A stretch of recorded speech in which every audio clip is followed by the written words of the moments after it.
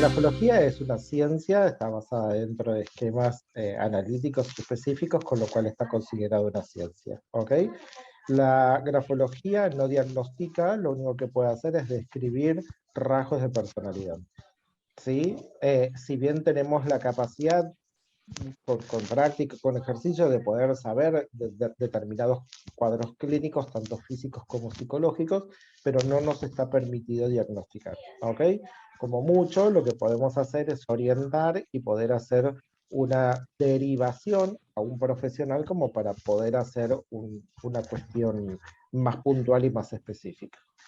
Dentro de las áreas donde podemos aplicar la grafología, tenemos la grafología clásica, que es describir la personalidad.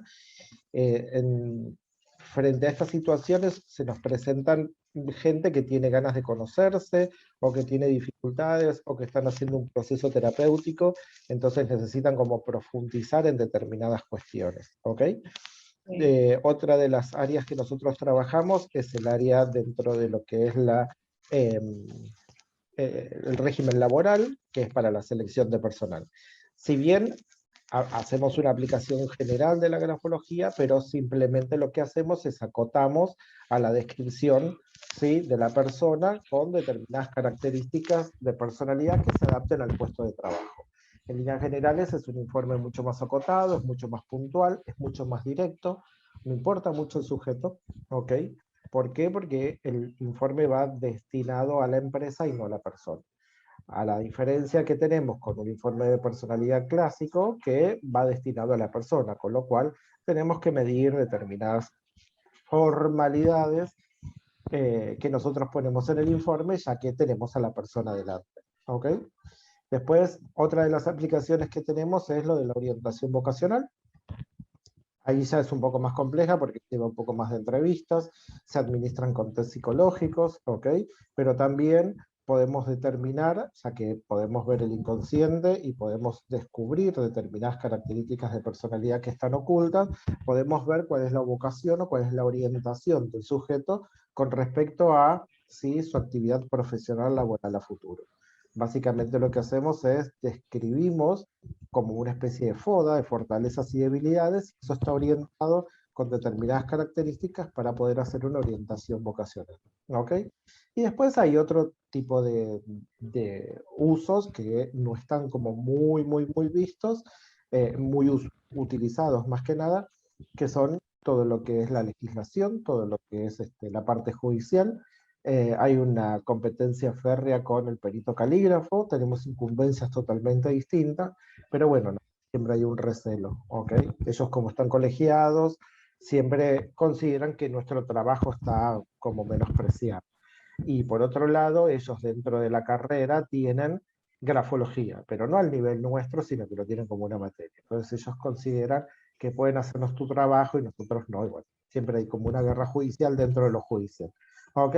Y después se puede utilizar para lo que consideren. ¿Ok? Se puede utilizar para determinar una pareja, para ver compatibilidades, incompatibilidades, para ayudar a sanar a las parejas en cuestión a lo que es dificultades, encuentros, etcétera, etcétera. ¿Sí? Para poder hacer un análisis grafológico, nosotros lo que utilizamos son 8 géneros gráficos, que es básico, más algunos que otros elementos que analizamos y que utilizamos como para poder llevar adelante, ¿sí?, el análisis grafológico. Los 8 géneros gráficos son continuidad, presión, dirección. No, no se maten a anotar porque después vamos a ver todos. Sí, me Es, imagino. ok, continuidad, presión, velocidad, orden, forma, inclinación, dirección y me falta uno, que ya me va a salir. Bien, después lo que vamos a ver es todo lo que es óvalos, lo que es abreacción, que nos va a hablar fundamentalmente de la comunicación, ¿ok? La capacidad de comunicarse y con quién tiene la capacidad de comunicarse el sujeto, y también dentro de lo que es óvalos vamos a ver, ¿sí?, la forma de los óvalos, que nos va a hablar pura y exclusivamente de la emocionalidad del sujeto. A todo esto lo vamos a complementar con letras reflejas, cada letra tiene una representante inconsciente, y esa representante está reflejada en una letra, la forma, la tipología, la manera, el espacio que ocupa esa letra, ¿sí? Nos va a dar información específica de determinadas cuestiones. Por ejemplo, la letra G es la sexualidad, la I es la corporal, la F es todo el cuerpo completo, la M es la imagen materna, ¿sí? La P es la imagen paterna, la T es el trabajo. ¿Ok? Cada letra tiene una representación. Todo eso lo vamos a analizar tanto en lo que es texto como en lo que es firma. ¿Ok? Y todo eso se ve a lo largo del primer año. En el segundo año se ven cuestiones como mucho más específicas, todo este bagaje un poco más orientado. ¿Sí? Cómo utilizamos todo este análisis para poder utilizarlo en la selección de personal o en una orientación vocacional o en grafología emocional, etcétera, etcétera. ¿Ok? Pero básicamente nos basamos en esto. ¿Sí? ¿Cuál es el alcance que nosotros tenemos? ¿Hasta dónde podemos llegar? Hasta todo eso que ustedes imaginaron y muchísimo más atrás. ¿Ok? Tenemos la capacidad de descubrir hasta las miserias más profundas del sujeto. No se olviden que leemos el inconsciente del sujeto y hay cosas que hasta el propio sujeto desconoce como formas o como modalidad. ¿Ok? Y nosotros tenemos la capacidad de descubrirlo, de desenmarañarlo. ¿Ok? Es por eso que tenemos que ser muy cautos, muy claros, muy específicos y muy respetuosos al momento de hacer un informe. ¿Ok? Tenemos mucha información en nuestras manos, tenemos que aprender a manejar la confiabilidad, el trato y la confidencialidad. ¿Ok? Pero bueno, esas son cuestiones de cada uno como los quiere manejar a futuro. ¿De acuerdo? Bien. Como les decía, nosotros utilizamos la escritura como material de análisis. Dentro de lo que es la escritura tenemos una batería, lo que nosotros llamamos la entrevista grafológica, que es la administración de distintas test o de distintas muestras escriturales, ¿ok? Para poder llevar adelante el análisis. Entendamos como muestra escritural un papel escrito, en donde el sujeto deja su impronta a través del trazado. ¿Ok? Cada trazo, por raro que sea, por descuidado que sea, por legible, ilegible o la característica que tenga, es posible de ser analizado a través de la grafología. ¿Ok? Incluso esos dibujos cuando uno hace y habla por teléfono, tenemos la capacidad de poder analizarlos desde el ambiente gráfico o desde la grafología. ¿Ok? Por eso, una entrevista grafológica más o menos lleva entre 40 y 45 minutos, porque es el tiempo que la psiquis puede tolerar, ¿ok? Una batería psíquica, una batería psicológica, ¿ok? Es el momento en el cual, por eso una entrevista, una sesión terapéutica dura 40 a 45 minutos, porque es el tiempo que el psiquismo puede tolerar las presiones que uno, ¿sí? O los estímulos que uno le dirige. ¿Cómo administramos las técnicas? Lo que hacemos es unas hojas en blanco con lapiceras de distintas formas, siempre con colores negros o azules. ¿Por qué con colores negros o azules? Porque como después tenemos que sacarle fotocopias, son los colores que más legibles quedan. ¿Ok? Por eso siempre se eligen. Está terminantemente prohibido las muestras grafológicas con lápiz o con escritura roller o con fibras. ¿Ok? Siempre tiene que ser un bolígrafo. Si el sujeto tiene una pluma o una lapicera o un útil escritor, como nosotros llamamos en grafología, que es de su preferencia, lo puede traer al momento de la toma grafológica. ¿Sí? ¿En qué va a consistir una toma grafológica? En escribir una hoja en escritura habitual. La escritura habitual es la que usamos todo el tiempo. ¿Ok? Después escribimos un test en escritura no habitual. Después hacemos un test de mayúsculas, un test de números, tanto en formas como en una administración de números. Después hacemos la historia de la firma, hacemos un test de velocidad, hacemos un test de presión y administramos una técnica o dos técnicas proyectivas. Todo eso hay que hacerlo en 45 minutos. ¿Ok? Ya te estoy asustando, Luciana, pero es así. ¿Ok? Después con práctica se van a dar cuenta que se puede hacer, ¿sí? Lo primero que hacemos es, le damos una hoja en blanco y le decimos que por favor escriba como mínimo 10 renglones cuando termine firme, ¿ok? no se da ninguna especificación de ningún tipo, no se aclara absolutamente nada. Toda pregunta que dirija el entrevistado, ¿ok? Nosotros lo respondemos de manera categórica, como quieras, como se te ocurra, como se te antoje. Tiene que ser libre, nosotros no podemos inducirlo a nada. En el momento que nosotros lo empezamos a inducir, estamos condicionando la muestra. Por lo tanto, ¿sí? La escritura tiene que ser libre. Por ejemplo, la consigna es, por favor, escribí como mínimo 10 renglones cuando termina firmas, en tu escritura habitual. ¿Ay, qué escribo? Lo que quieras. Lo que no puedes hacer es copiar una canción o una poesía. ¿Por qué? Porque una canción tiene un largo determinado, entonces automáticamente tanto la canción como la poesía corta la oración y la manda a la línea siguiente. Y para nosotros es valioso ver hasta qué punto llega con el margen derecho. ¿Sí? Si el sujeto pregunta, bueno, ¿pero qué puedo escribir? Lo que quieras, tus últimas vacaciones, tu día de trabajo, lo que hiciste el fin de semana, uno le tira como cosas orientativas, como para que el sujeto se despierte y empiece a escribir. Una vez que termina, uno le pide que haga como mínimo 10 renglones, se van a encontrar de todo, gente que le cuesta frenar, gente que le cuesta arrancar, gente que escribe y para, y pone la firma y decreta que terminó, con 7, 8 o 12 renglones, y hay gente que te va contando los renglones y cuando llega el 10º para porque no quiere escribir más. Todo es válido y no hay ningún problema con eso.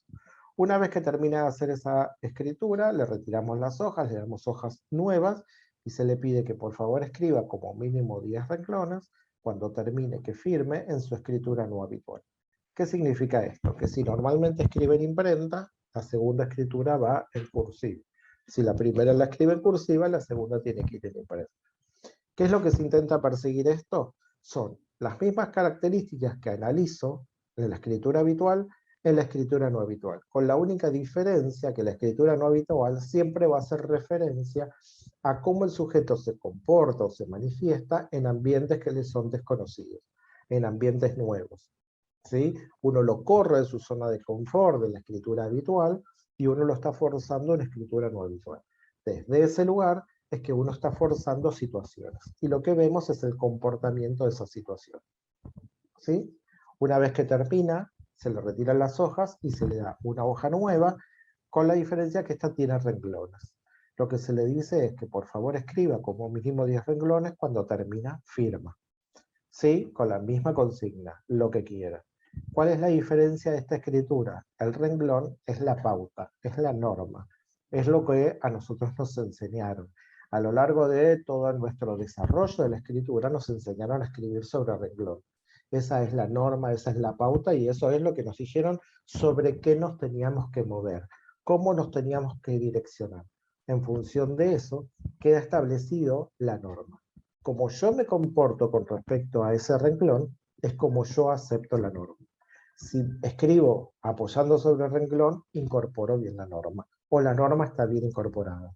Si escribo por sobre el renglón, el sujeto considera que él está por encima de la norma.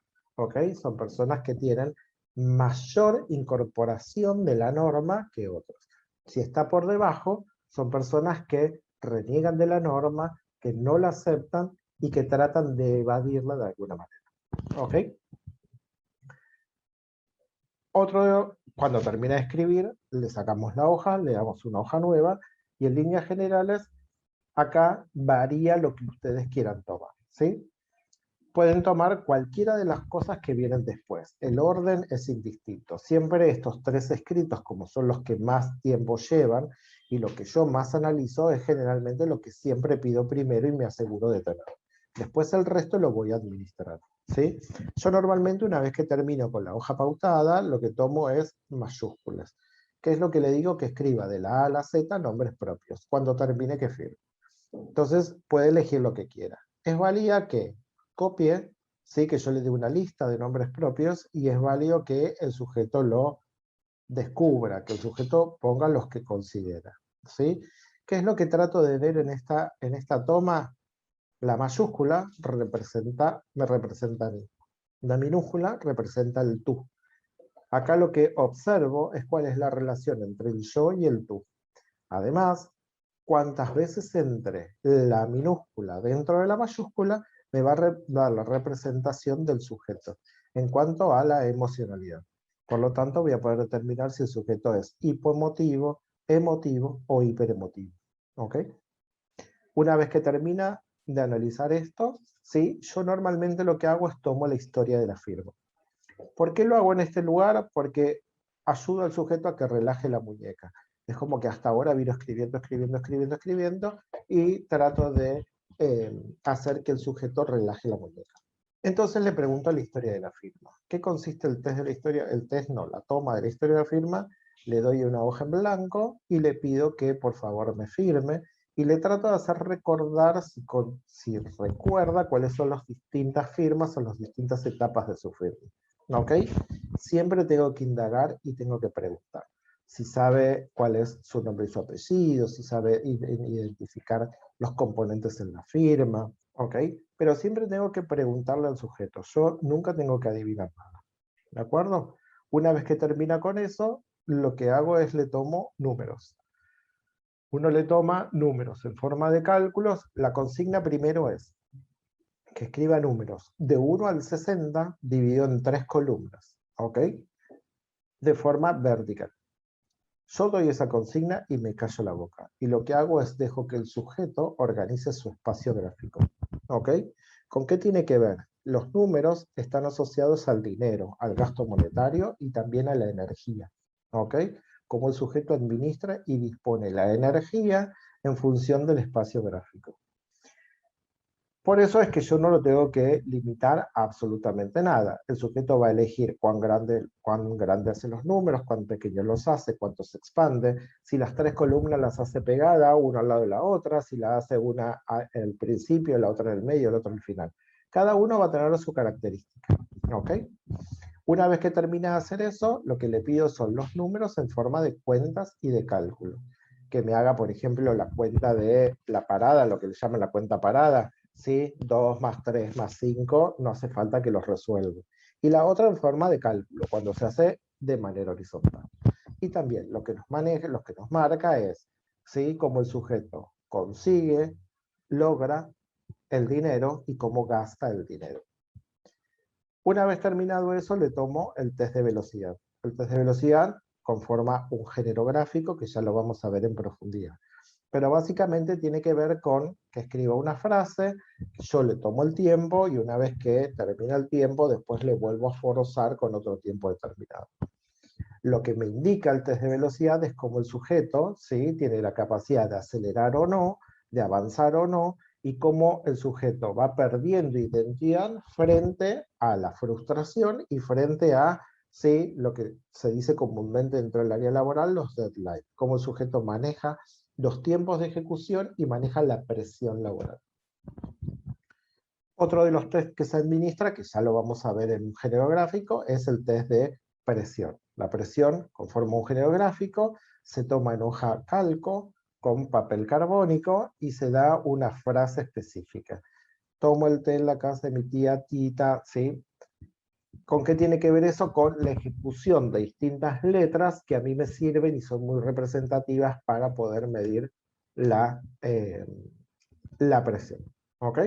También cuando termina, se le pide que firme. Ya lo vamos a ver en detalle, en profundidad con el geográfico. Con respecto a lo grafológico, terminamos acá. Después de ahí se le administran un par de técnicas gráficas, que lo van a ver dentro de lo que son las técnicas proyectivas, y ahí terminaría la entrevista.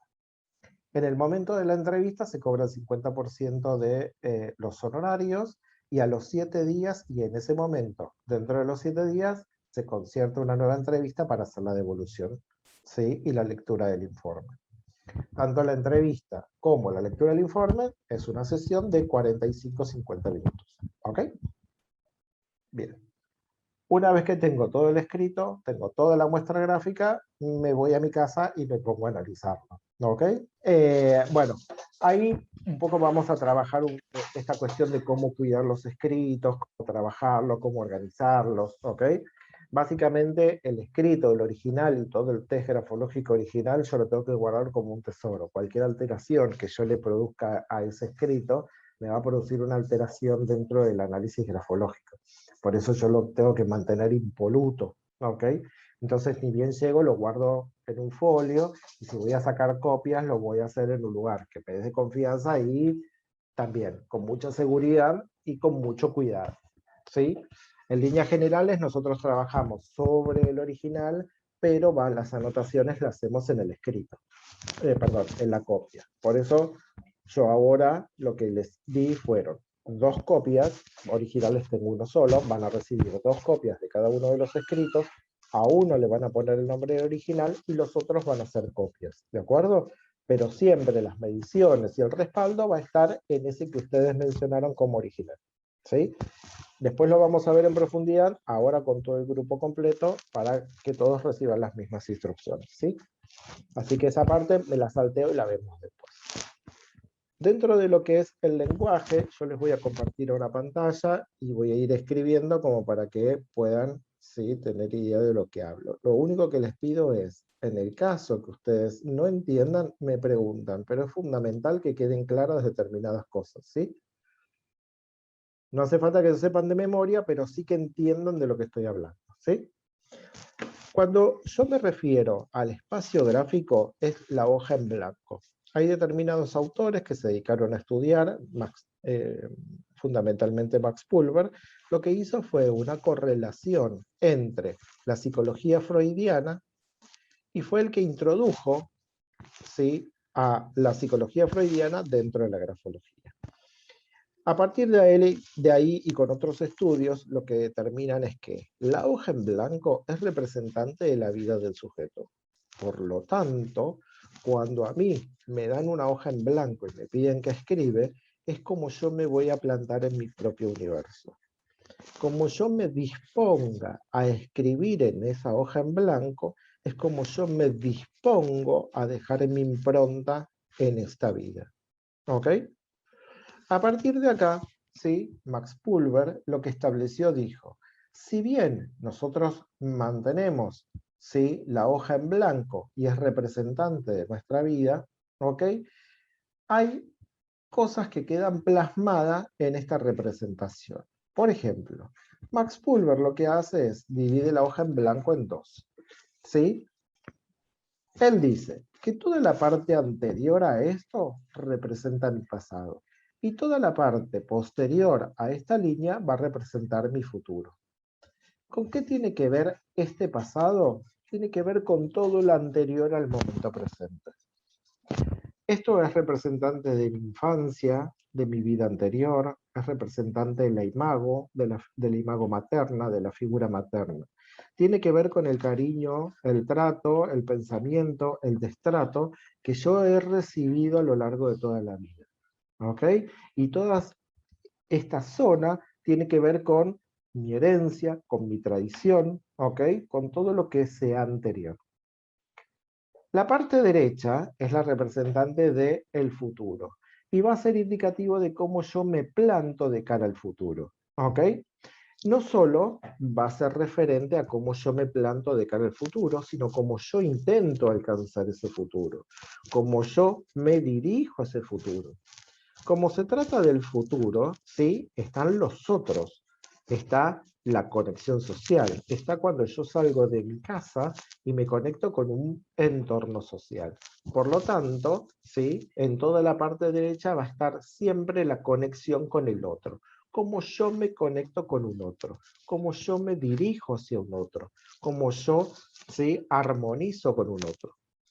Si estamos hablando de futuro, están los objetivos. Es cómo yo planteo objetivos a futuro, cómo yo los voy a alcanzar, ¿sí? Cuán lejos y ambiciosos van a ser mis futuros, qué capacidad tengo yo de alcanzarlo y de lograrlo, ¿ok?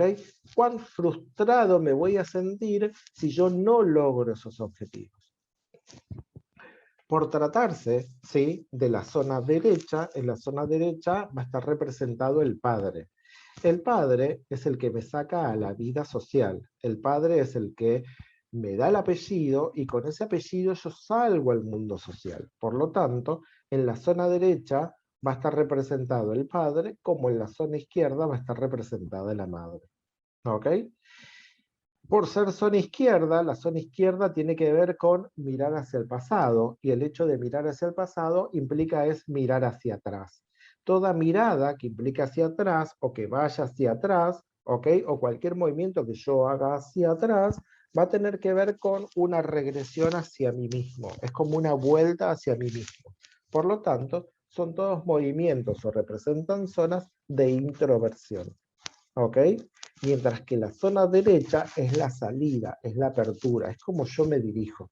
¿Ok? En función de eso va a estar representada la extroversión. Por lo tanto, todo el tiempo voy a poder saber cuál es el equilibrio entre la intro y la extraversión. ¿Ok?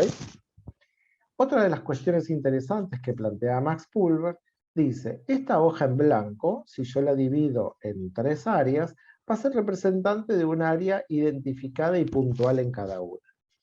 Él va a decir que esta zona inferior va a ser la zona de los instintos, ¿ok? Acá va a estar representado el ello psicológicamente. Tiene que ver con el deseo, tiene que ver con la pulsión. Como es deseo y es pulsión, tiene que ver con todo lo corporal, con todo lo material, con todo lo biológico y con todo lo sexual. ¿Qué es lo que va a estar acá arraigado en esto? Va a estar arraigado mi propio deseo, mis propias ganas, pero desde el interior. Va a ser mis ganas de matar al que me hace daño. Va a ser mis ganas de abrazar al que me hace algo que representa o tiene algo positivo. Va a tener que ver con el hambre, la necesidad de comer y una actitud caníbal. ¿Ok? Va a tener que ver con una pulsión sexual, el deseo de poder salir desnudo a la calle o poder tener relaciones con quien sea. ¿Ok? En el ello está representado todo lo básico instintual. No tiene filtro. ¿Sí? No hay filtro. Está todo lo que mi cuerpo desee. Si yo tengo ganas de comer un cerdo, me como un cerdo y no pienso en el colesterol. Si tengo ganas de comer, la oreja, Mike Tyson tenía ganas de comer la oreja de su contrincante, lo comió. ¿Ok? Está todo lo que es pulsión y no tiene filtro. En contraposición al ello, se va a encontrar el yo. ¿Con qué tiene que ver el yo? Tiene que ver con toda la norma y la pauta. Es exactamente lo contrario al ello. En el yo es donde operó todo lo que todo el tiempo me dijeron que debo hacer y todas las correcciones de mi personalidad que me dijeron que yo tengo que hacer. Cuando yo era chiquito, un amiguito me tiró al piso y yo tenía ganas de partirle la piedra en la cabeza, pero no había conciencia de lo que implicaba partirle una piedra en la cabeza. ¿Ok? ¿Qué era ese primer intento? El ello, la pulsión de subsistir, de sobrevivir, de avanzar, de defenderse. Pero ¿qué pasa? Hubo la voz de alguien que me dijo, no, eso no se hace. A partir de esas cuestiones es donde se empieza a configurar el yo y donde el ello empieza a ser aplacado. ¿Ok? A través del yo se va incorporando la norma y se va aplacando el ello. ¿Sí? Por lo tanto, en la zona media, perdón, acá está el super yo. Por lo tanto, en la zona media va a quedar configurado el yo. ¿Qué es el yo? Es el consciente y es la resultante de lo que deseo versus lo que no puedo. Yo tengo hambre, peso 255.000 kilos, ¿ok? Y me comería un plato de ravioles. Es este punto en donde el super yo me dice, no podés comer, ¿ok? Porque no estás en un buen estado de salud. Soy diabético y me muero por comer una bolsa de caramelos, ¿ok? El ello dice, quiero comer una bolsa de caramelos. El super yo te dice, no podés porque vas a reventar. Bueno, o no como o me como uno, ¿ok? Por lo tanto, el yo o la zona media siempre va a ser el representante de la resultante entre el ello y el super yo. Por lo tanto, en esta zona media siempre va a estar representada la emocionalidad del sujeto. ¿Ok? En el ello, la pulsión. En el super yo, todas las cuestiones normadas y pautadas. Y en el yo, es la resultante emocional.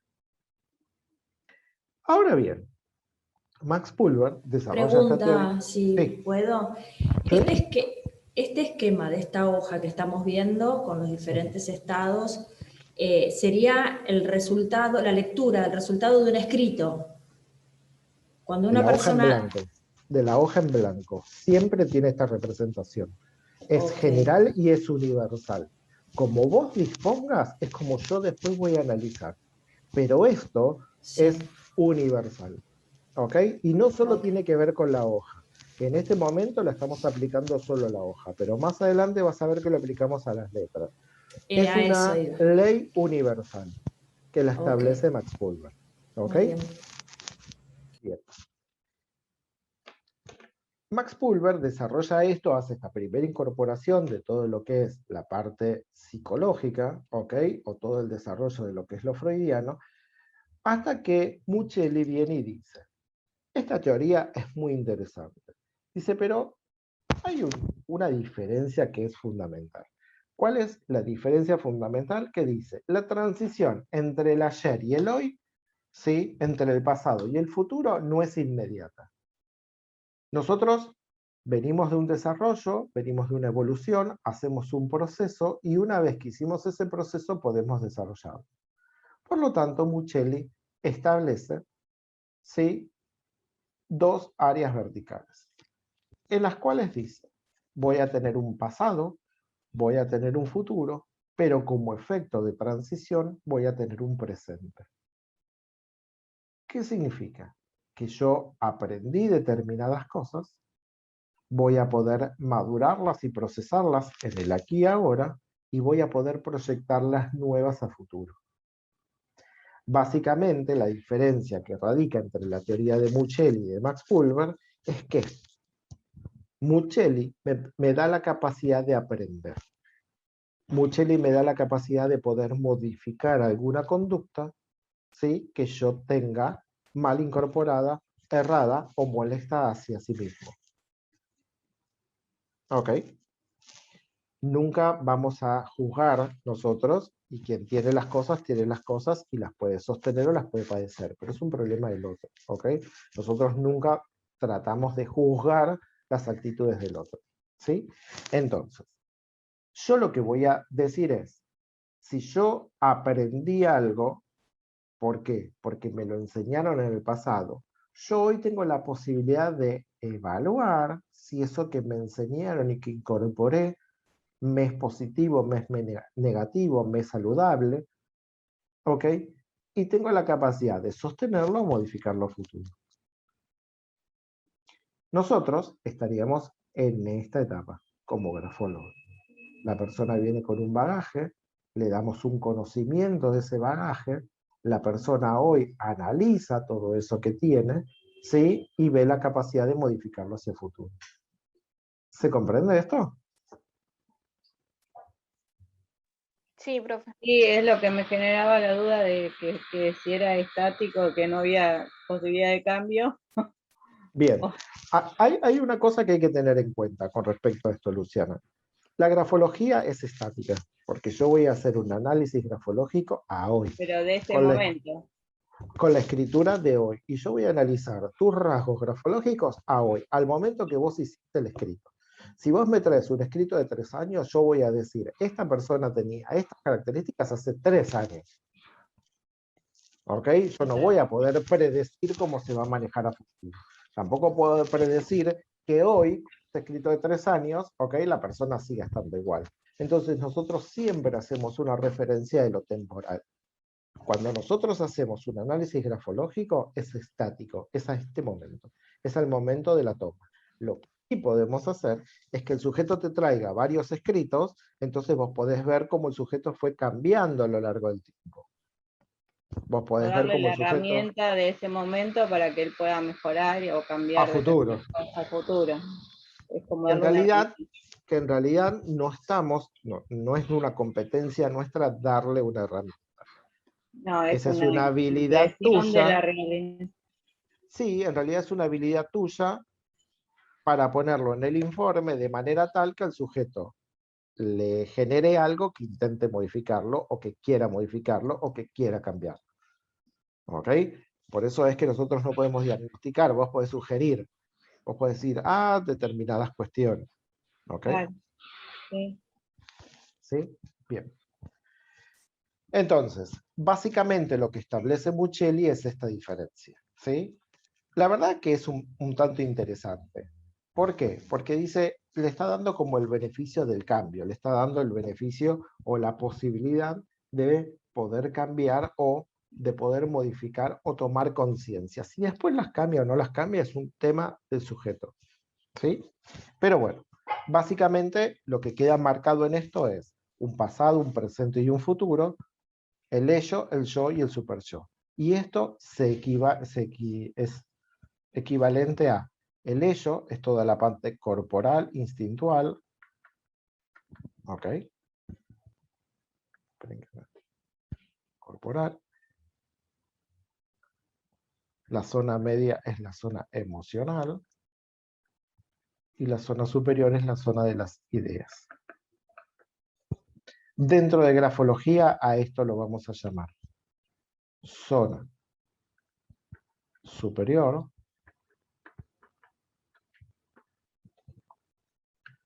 zona media y zona inferior.